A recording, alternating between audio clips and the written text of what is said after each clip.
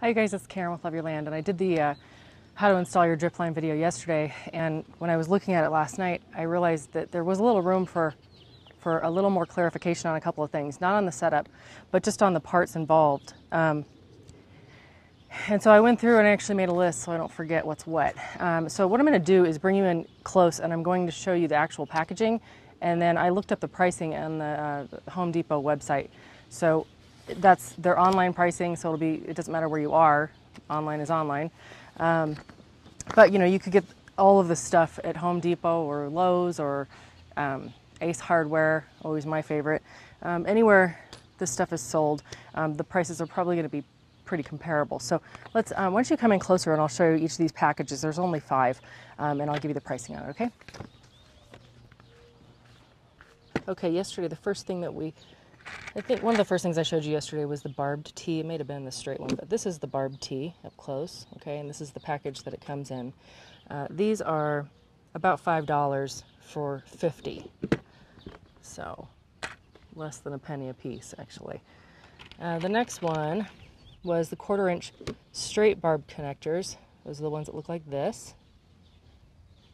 Okay. And those two were roughly about $5 for a pack of 50.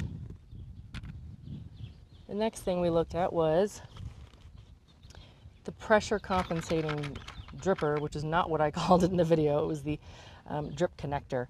It was this little green guy. Okay. I'm going to show you something else about this up close in a minute. But those were actually a little bit more. They were about $5.50 for 10. And obviously you're using a lot fewer of these than you are all of these little connectors. These connectors you use a lot of. This is just one per plant. Next, I showed you the micro tubing stakes. Show these guys. These were super cheap at about $2 for 20. And then what I didn't really talk about were goof plugs. If next year, if you install your drip line this year and next year you go to reuse it, and say you have 2 lines coming off one spot and you only need 1, you can use these goof plugs. And they look like this. And they come in a pack of, well, they come in a variety of packs, but those are about $3 for a pack of 20. In all of these cases, every single one of these, the more you bought, the less expensive it was. The next thing was the hole punch. That one, you know, we punched the hole in the main drip line. Those I found to be about, I couldn't find this one exactly, but they were about $13 a piece. And then the tubing cutter, again, I couldn't find my exact one, but these were about, sorry, this was about $10. This was about $13. So, you know, and the reason I couldn't find my exact models is because these are probably 20 years old. And let's see, then we have I didn't talk about the tubing.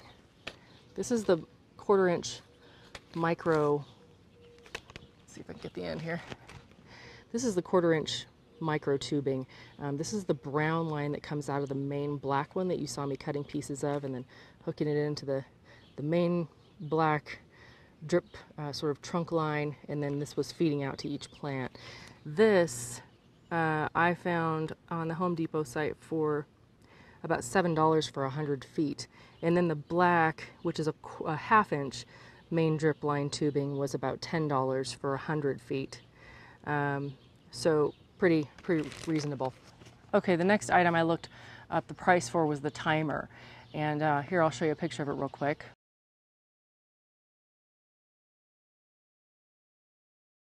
Those were just like, I think my husband even mentioned it, they're $32, actually under $32 on the Home Depot site. Next was the hose pressure regulator. I'll show you a picture of that real quick.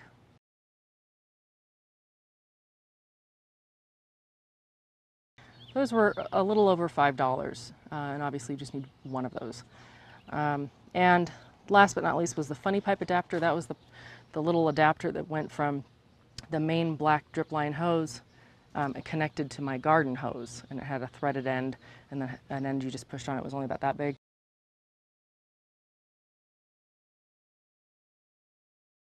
Those were, I found them between 50 cents and $1, so super cheap.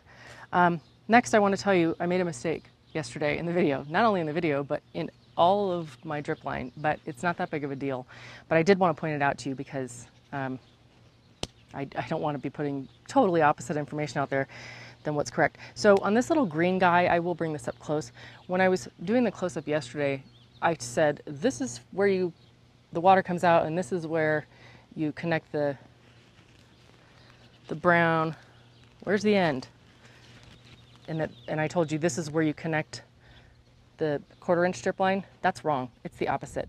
Water does come out and go in both sides of this, but one side is barbed. And so in my case, we will switch these around just because it's not right. But I put them on the non-barbed side. No wonder they were so easy to go on, right? See, it's on, I didn't even try. And the problem with that isn't, your plants are still gonna get watered, but the problem with it is these could pop off, because like I just did that. It's actually the other way. So yesterday I said to you, this is where the water comes out, and this is where you connect it. That's not right. This is where the water comes out. This is not barbed. This side is. See that little ridge there? So this is actually where your 1/4 inch drip gets hooked onto. It's about as good as I can do it right now, but that's good. That works. So that's how you actually want it. So whatever I said before, the opposite of that. And last but not least, the other thing I didn't say, just a good tip, it kind of came to mind.